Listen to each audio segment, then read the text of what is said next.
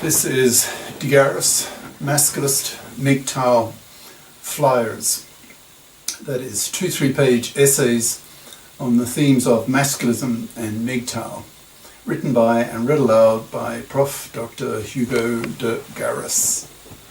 This is flyer number 339, entitled Monoconscious Feminism Makes Women Lazy and Obnoxious. Description. This flyer claims that monoconscious feminists are lazier and more obnoxious than biconscious feminists because they are less motivated to be nice to men due to their monoconscious anger bias and gender bias. These monoconscious feminists then tend to become fat and obese, hence make themselves sexually repulsive to men, who in turn reject them and don't give them babies, making these women miserable later in life. Biconscious women are generally happier and less feminazi bitchy to men, because they can see, thanks to their biconscious awareness, that women oppress men too, and more strongly, that they give men their sympathy and vote with men to menfair the gender laws, so that being fathers is much less toxic and risky than it is today, so that women are more likely to be mothers again. One wonders how long it will take for Western countries to become biconscious. Now, flyer itself.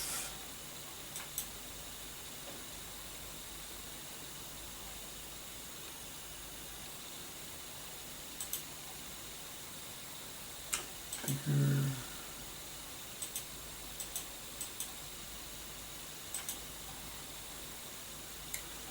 Monoconscious feminism makes women lazy and obnoxious, by Prof. Dr. Hugo de Garis. Email profhugodegaris@yahoo.com. Website profhugodegaris.wordpress.com. As part of my weekly routine, I travel in the Melbourne trams to the university almost every weekday to attend seminars in pure math, math physics and philosophy, my three main intellectual passions. This regular exposure to the Melbourne populace gives me the opportunity to observe Melbourne women, and I don't like what I see. I find most Melbourne women both lazy and obnoxious, and I mostly blame feminism for this, most specifically monoconscious feminism, that is, a biased feminism that knows nothing about how women oppress men, giving women the very false impression that gender oppression is a one-way street. So of course these women, millions of them, under feminist influence, see men as oppressors, to be disliked, even despised, and to be resisted with female arrogance, a feeling of female moral superiority, an attitude that men have to be nicer to women, or women will continue to see men as shits and continue to be obnoxious to men. From the feminist, that is, monoconscious feminist viewpoint, the above attitudes that millions of women have, and certainly most of the women I observe in the tram, make sense. They are reasonable attitudes given the premises, and have persuaded millions of women, hence the level of obnoxious behaviour and sourness in women's faces that I see daily. This monoconscious feminism not only makes women obnoxious to men, but also makes women lazy. Women reason, probably more intuitively than logically, that, quote, "Since men are such oppressive pigs, I, as a woman, don't need to try to please them. Why would I, as a woman, want to be nice to a sex, that is, men, who oppress women so badly?" This attitude translates into a physical, bodily-oriented laziness in terms of women's weight. 40% of Melbourne women are now obese, not just fat, that is overweight, but obese, rotund, waddling spheres of fat with BMIs, in brackets, body mass indices, that is, weight in kilograms divided by the height squared in meters, over 30. A healthy BMI, the health experts say, should be in the range of 18 to 25. Overweight is more than 25 and under 30, while obese is over 30. To men, an obese woman is sexually repulsive, a veritable cockshrinker, and not surprisingly, such women rarely get a penis in them, and if they do, they are usually from men with low SMV, sexual marketplace value, as judged by women. That is, men who have high SMV are tall, handsome, rich, and gullible to women's sexploitation. Men with very low SMV, quote, will fuck anything, even land whales, end quote. Monoconscious feminists reason that I'm not put on this earth to please men sexually. I will do what I want, eat as much as I want, and if I grow fat, then that is my choice, and men can go to hell. If they don't like my weight, that is of no concern of mine. I'm a feminist. I am my own person. I don't need a man's approval to validate myself as a worthy human being. I make my own validation. I create my own standards to judge myself, my self-worth. Also, it was men who dictated to women that women should be curvy and slim. To hell with that. I say as a fat feminist that fat is beautiful. I am fat and so I am beautiful. These attitudes are expressed in the faces of the women that I observe coldly, scientifically, rather in the style of a cultural anthropologist, since I've been living outside Australia for half a century. I grew up in Melbourne, hated it as a young man for its suffocating middle-class mindless sageism, that's in brackets, anti-intellectualism, and simply left the country at a young age to live in 6 other countries, only returned to Oz for its pensions instead of living in Cambridge, UK, whose citizenship I also have.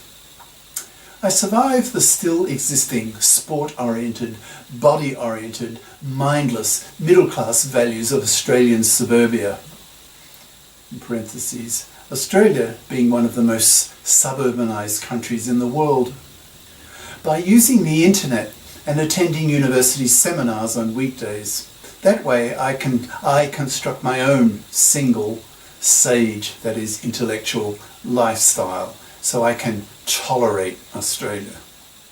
I don't have a TV. I live in a cultural cocoon, rejecting the values of most of the Australian population, that is, the peakers, the 2/3 of the population with IQs plus or minus 1 standard deviation from the mean, which is the average, whose values I have such a contempt for that I exclude them from penetrating my lifestyle. This 50-year absence from Oz, which is slang for Australia, gives me an objectivity that a foreign observer would have. I'm also a masculist, with a lot of masculist theory under my belt, which, no false modesty here, most of it I invented myself, having coined the term in the early 70s and given the ism most of its concepts and their labels, with a long glossary of masculist terms in my book on masculism. Masculism, men's rebellion against being man-slaves to women. I look at these monoconscious feminists in the tram and feel they are suffering due to ignorance, that is, ignorance of masculism, from not being bi-conscious, that is, not having had both their feminist and their masculist consciousnesses raised. Why do I feel this? To answer this question, compare the attitudes of a biconscious feminist and a monoconscious feminist, and contrast the levels of happiness and contentment of them both on the whole. A monoconscious feminist will tend to have the attitudes mentioned above, being suspicious of men, seeing men as morally inferior to women, looking down on men in general, and not feeling motivated to try to please men. As a result of this, she suffers in many ways. She is, after all, a woman, and a woman's prime directive is to grow and raise the next generation, which experience shows is what makes women the happiest. There are millions of women today who have bought into the feminist idea that they should eschew men, pursue careers, and create their own female standards for their own happiness. Experience shows that the general happiness of women has fallen over the past few decades as millions of women become childless, manless, or who have at most a series of shallow, short-term, pump-and-dump affairs. These childless women are on the whole not happy with their lives. They don't have men in their lives who love them, mostly because these women are too feministly obnoxious and often too fat. With 40% of the female population being obese and 3/4 being either fat or obese, it's not surprising that men don't sexually desire most women. It's no surprise that there's a hugely disproportionate number of feminists, that is the most obnoxious types, that the Masculist label misandrist, male-dumping, feminazi bitches, who are triple Fs, that is fat for feminazis, that is obese, 4 out of 10 in looks, that is below average, and real feminazi bitches, whom men avoid like the plague since they are so obnoxious to be with. Thus these triple F monoconscious feminists suffer in several respects. Firstly, physically. They are truly fucking up their lives. By being obese, they will shorten their life expectancy by about a decade, research shows. They will have high blood pressure, get diabetes too with high probability, and lead a miserable, unhealthy final decade of their lives, ending much more likely of a heart attack or cancer. Personally, when I see all these obese females in the tram, my attitude is, "You stupid dumb fuck. You're ruining your life, you stupid, ignorant, low-class, low IQ, unhealth-conscious moron. I have no patience nor sympathy for you because you have brought all your considerable health problems on yourself due to your own stupid ignorance. Go away and die. You are repulsive to a man. You are a true cock shrinker." That's on the health side, the physical side. On the psychological side, these women are rejected by men. The more feminazi bitchy they are, the more they have imbibed feminist doctrine, the more repulsive they are to men, and hence the more rejected they are by men. If such women want to have a kid and don't have a man, being rejected by quality men, that is, smart, tall, handsome, rich men, who most women would love to mate with, then they will either have to settle with men of much lower SMV, who will, quote, fuck anything, even feminazi obesities, or try to be single mothers, which research shows they make a poor job of, especially with their sons who are given no male role model. Children of single mothers are much more likely to have problems such as teenage pregnancy, drug addiction, smoking, committing crimes, becoming alcoholics, etc. Single mothers are bad news for society. Single mothers, who simultaneously are career women and mothers of small children, tend to burn out by the time they're in their 40s due to the extreme demands of time and energy needed to juggle both balls in the air.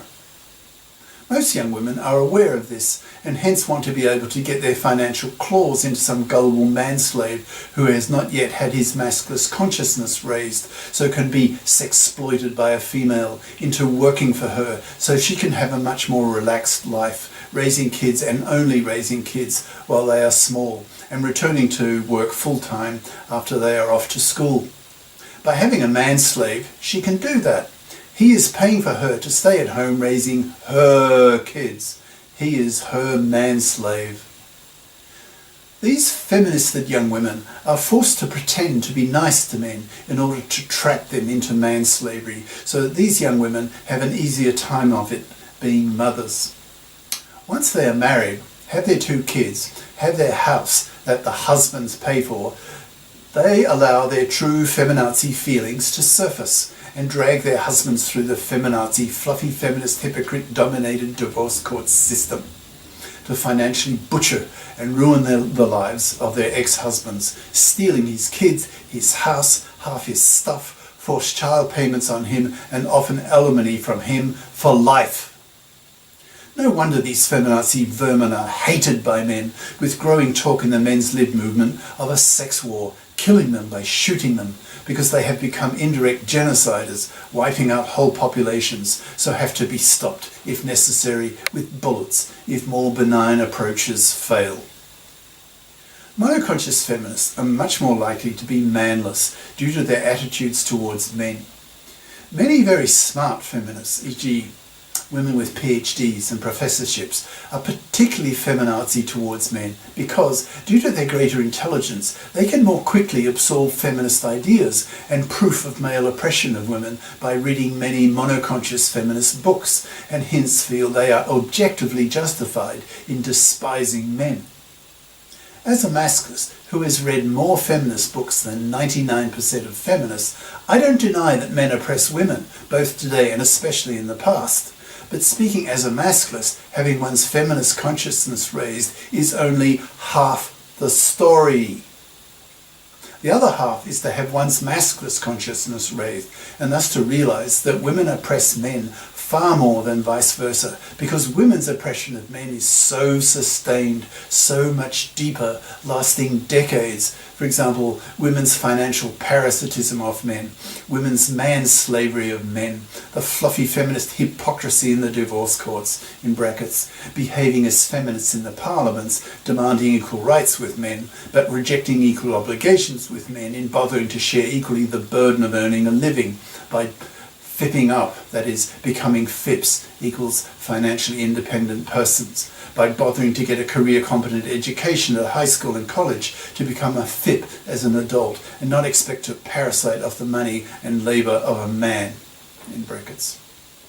Women's red pill nature, that is, not loving men for themselves, but conditionally treating men as cash machines to be sexploited. And if the man loses that ability, women are evolved to quickly, coldly, disloyally dump him in favour of a more sexploitable male.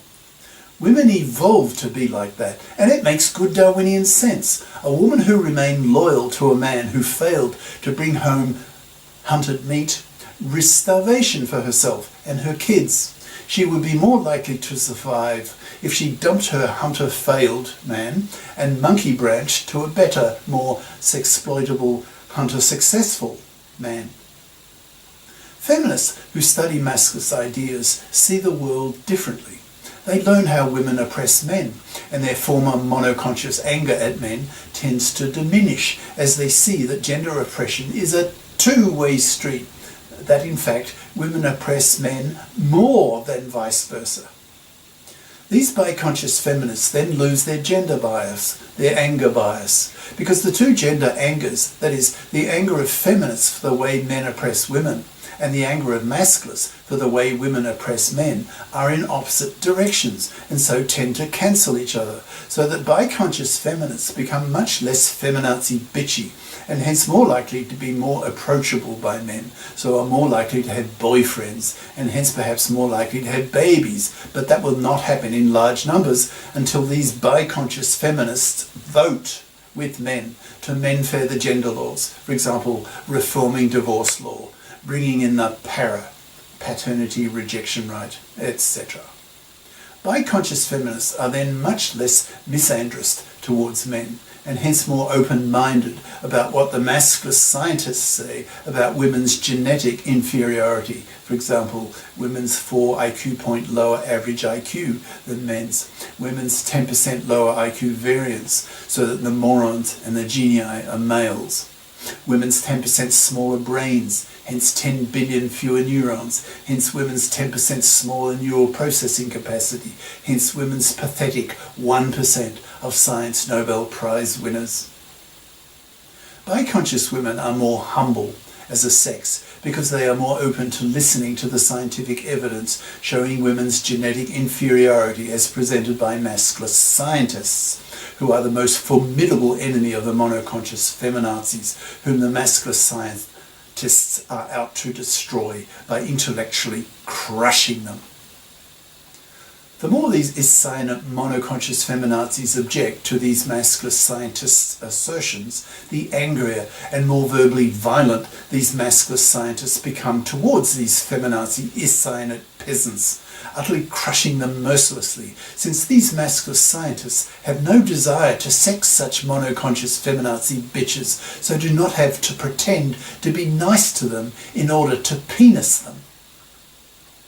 Masculist scientists are the first to reject monoconscious feminazi bitches who harangue them the hardest, and are very successful at doing this because they are usually smarter than their feminazi opponents, who are after all women and hence genetically inferior, certainly at the top end of the performance scale where men dominate. Biconscious feminists, on the other hand, are much more likely to accept their sex's intellectual inferiority and simply live with it, accepting it as simply a fact of nature, the inevitable consequence of women's million-year-old sexual preference to mate with men who have superior DNA for her kids. Men are just taller, bigger, stronger, fiercer and smarter than women because women have been sexually selecting such men for 1,000,000 years. The other main factor in producing male genetic superiority is the general biological phenomenon of GMV, greater male variance, due probably to men having only one X chromosome in their cells, which has nearly all of its genes expressed, since the Y chromosome is tiny. Thus men express a greater number of genes in their genomes than women. Hence men are more varied, have a greater variance over a whole population than women. Hence the genii are males, and hence the patriarchy that the is-silent feminazis are always harping about and pathetically and hopelessly trying to destroy is inevitable. Biconscious feminists have a higher probability of having boyfriends, so are regularly penised, so have regular orgasms, etc., so are happier. They are much less angry, less gender biased, less anger biased, so are more content with life, less stressed, and get on much better with men and with life in general. I believe it's only a question of time before the feminist pendulum swings back to a more balanced state in the sex war. The current financial massacring of divorcing fathers in the fluffy feminist hypocrite-dominated divorce court system is causing 2/3 of young men in many Western countries to reject marriage, reject paternity, who then spend their money on themselves. That is, they have gone MGTOW, men going their own way, so are thus wiping out whole populations. Probably within a decade, if the gender status quo remains unchanged, 90% of men will be rejecting paternity. So it's only a question of time before the gender pendulum swings back, because the world's journalists will pick up the biggest story of our historical era, that is, paternity rejection and its wiping out whole populations. These journalists will be told by the masculists that these paternity-rejecting MGTOWs are merely reacting to the toxicity of the divorce courts taken over by the hated fluffy feminist hypocrites. These journalists, not being fools, will see the logic of the masculist theorists and become motivated to present masculist ideas to the public, teaching the public about masculist attitudes and masculist expectations on women to fip up or be punished by being manless, hence loveless, sexless, babyless, and increasingly spat at for being fluffy, parasitic, manslaving vermin, to be wiped out by total masculist neglect, forcing such fluffy women to rot on the shelf, wiping out their fluffy parasite genes from the gene pool. Once there are many biconscious feminists, many of them will see the logic in voting together with men to menfair the gender laws. Otherwise, young women will learn a hatred of monoconscious feminazis that is even stronger than that of the masculists, because these young women will equate their babylessness to the blockage of the menfairing of the gender laws by the monoconscious feminazis, whom these young women will see as the root cause of their babylessness, because quality young men refuse to give them their sperm, because they don't want to be fathers due to the 1 chance in 4 of being financially crucified in the hated feminazi, fluffy feminist dominated divorce court system. A few decades from now, Western countries will have had their masculist consciousness raised, women on the whole will have become biconscious, and hence the gender laws will have been men-faired, so that men are much more prepared to be fathers again, avoiding the current situation where the majority of young men are saying to themselves today, quote, "With one chance in 4 of being financially massacred in a fluffy feminist hypocrite-dominated divorce court system, there is no way I'm going to fall into that trap, so I'll not marry and not have kids. Fuck the feminazi bitches. They can continue to rot in hell and continue to live their unpenised, miserable lives. They deserve their punishment by men who see such feminazis as utterly repulsive to men, who of course avoid them like the plague, spitting at them for their massive gender oppression of men in the divorce courts. I wonder how long it will take for our Western cultures to become biconscious. How many years? A decade? 2 decades?